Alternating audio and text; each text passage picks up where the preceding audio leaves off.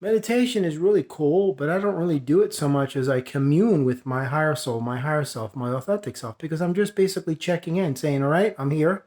I didn't drift. I didn't connect to the system. I'm okay. I'm still with you. We're still a family. I didn't move away. Everything's fine. I'm not estranged from you anymore. I'm not disconnected from you. I never will be. You just bring in an update every single second saying, it's still intact. Our connection is solid. Nothing's going to get in between us. Nothing is going to break us apart or anything like that. That's really what I call communing with my higher self. Some people meditate because what happens is when you go out into society and you assimilate all of that negative external emotional energy, it just bogs you down like a sponge. There's only so much you can absorb before you're oversaturated, and that it is through that oversaturation that you feel like so dead inside. And that's why people meditate to purge themselves of that energy, to reconnect to their higher self. But the inherent dilemma with meditation is such that you go through that process only to repeat it again. They're really not connecting with their higher self because then they go out into society, they absorb the energy again, and round we go. And prayer is just asking God for things. God, can you help me with this? God, can you do that? That's basically prayer is just you asking God for things to be done in your life. Or can you help my friend? Or you're just asking for the universe to do things for you. Communing with your higher self is just like checking in, saying, I'm all right. Everything is still healthy. Nothing has deteriorated this connection. Everything is still intact, 100%. We're firing on all cylinders. It's all good. Thumbs up, green light, all systems go. That's basically what it is. And I don't have a set system because what works for me is not going to work for you. That's why you don't see on my channel, I don't give you, okay, step one, step two, step three, because it is never a sense of one size fits all with this type of thing. And it never will be. Why? Because you're different and everything that you do is different than me. I don't know your journey. So how you perceive life, how you see life, how you act, how you conduct yourself, how you feel, what you feel is relevant to you or how you feel about things, that's your own personal journey. That's why the universe only made one of you. That's why it won't work if somebody says this is the way it is, and that's why I don't get into these set systems of things because the system comes along and says this is the only way, and we don't care what anybody says because we are the authority. Bow down and obey. Kneel before us, peasant, and take our orders and our commands, and listen and do what you're told.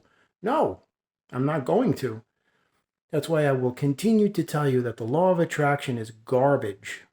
You guys have to get this through your head. The law of attraction is garbage. Every single bit of it is garbage. It's all about activating a specific frequency that's already there in the cosmos, the everything of everything. You become an equivalent to something, you have now entered that field where these elements reside and occupy.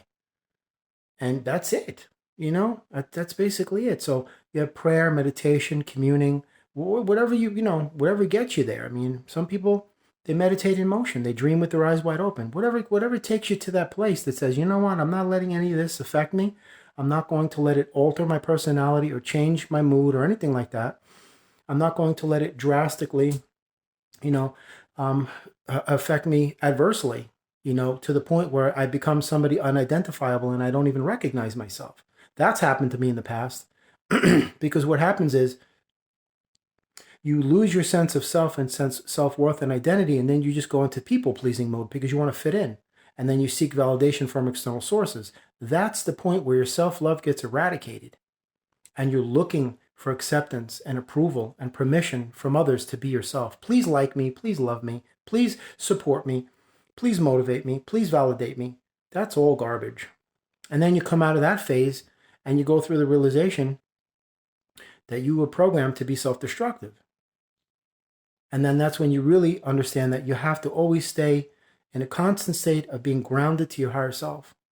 Whatever that means to you, I can't tell you what that means to you. I wish I could. I wish I could say, listen, it's these 5 things and you'll be set for the rest of your life.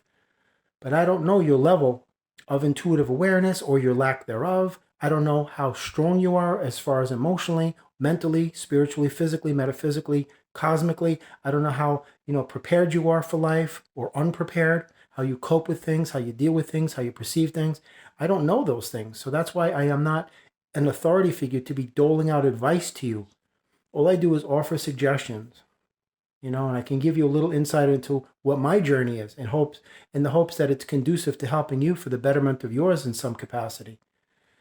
But nonetheless, whatever gets you there, man, make sure you take yourself there. And when you get there, stay there because it's a beautiful place. Amen. Amen.